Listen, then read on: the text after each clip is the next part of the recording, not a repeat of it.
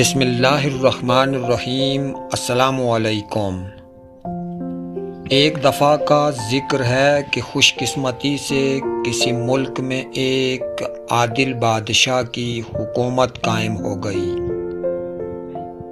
بادشاہ عدل و انصاف کا دلدادہ تھا اور رعایا کو سستا اور فوری انصاف مہیا کرنے کا شوقین بھی۔ رعایا ان باتوں کی عادی نہ تھی، لہٰذا اسے اکثر بدہضمی رہنے لگی۔ یہ بات الگ ہے کہ مخالفین بادشاہ کے انصاف کے ترازو کو کھوچل قرار دیتے تھے، مگر بادشاہ وقت ان الزامات کی پرواہ کیے بغیر انصاف کرنے سے باز نہ آیا۔ اس کے عدل کا ایک قصہ بڑا مشہور ہوا۔ ایک دن بادشاہ کو اس کا ایک پرانا لنگوٹیا یار ملنے آیا۔ یہ لنگوٹیا یار وہ تھا جس کے ساتھ مل کر بادشاہ کبھی ڈکیتی کی وارداتیں کیا کرتا تھا۔ لنگوٹیے نے بادشاہ سے اپنے میٹرک پاس بیٹے کے لیے نوکری کی درخواست کی۔ بادشاہ یاروں کا یار مشہور تھا۔ اس نے یاری کی لاج رکھتے ہوئے فوراً اپنے وزیر خاص، جس کی ڈگری بعد میں جعلی ثابت ہوئی، اس کو حکم دیا کہ بچے کو سول ہسپتال میں سرجن لگا دیا جائے۔ وزیر خاص ہکا بکا رہ گیا۔ اس نے عرض کیا، عالیجا سرجن کا کیا کروں؟ حکم ہوا اسے تھانے دار لگا دو۔ وزیر نے پھر دہائی دی، عالم پناہ تھانے دار کو کہاں بھیجوں؟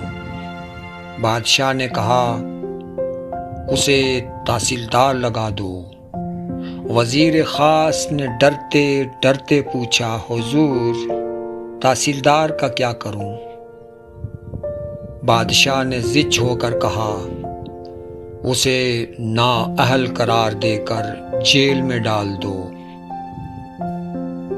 درباری نورتن، جنہیں مخالفین کفن چور ٹولہ کہتے تھے، اس عادلانہ فیصلے پر عش کر اٹھے اور بادشاہ کی تعریف و توصیف میں خوب ڈھونگرے برسائے۔ بادشاہ اس مقولے کا قائل تھا کہ اختیارات سنبھال کر رکھنے کی چیز نہیں ہوتے، بلکہ خوب استعمال کرنے کے لیے ہوتے ہیں۔ چنانچہ وہ بغیر کسی دباؤ کے ملک و قوم کے وسیع تر مفاد میں اختیارات استعمال کرنے کا کوئی موقع ضائع نہ کرتا۔ ایک دن بادشاہ دربار لگائے بیٹھا تھا۔ ایک خوش الحان مغنیہ دربار میں نغمہ سرا تھی کہ اس دوران انصاف کا وقت ہو گیا۔ وزیر انصاف، جو تازہ فرار کے ایک مقدمے میں جیل سے رہا ہو کر آیا تھا، اس نے بادشاہ کی توجہ اس جانب مبذول کروائی۔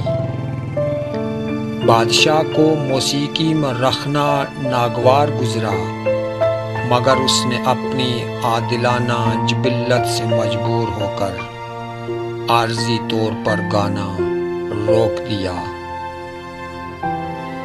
اور ملزمان کو پیش کرنے کا حکم دیا۔ ملزمان کا ریوڑ دربار میں پیش ہوا تو بادشاہ نے چھڑی کے اشارے سے انہیں دو حصوں میں بٹ جانے کا حکم دیا۔ چنانچہ نصف ملزمان دائیں طرف اور باقی بائیں طرف ہو کر کھڑے ہو گئے۔ بادشاہ نے تمام مقدمات کا مختصر مگر عقل شکن فیصلہ سنایا۔ کہ دائیں طرف والے سارے بری اور بائیں طرف والے تمام ملزمان سزائے موت۔ درباری بیربلوں اور ملا دو پیازوں نے اس سستے اور فوری انصاف پر داد کے ڈھونگرے برسائے اور گانے کا سلسلہ وہیں سے شروع ہو گیا جہاں سے ٹوٹا تھا۔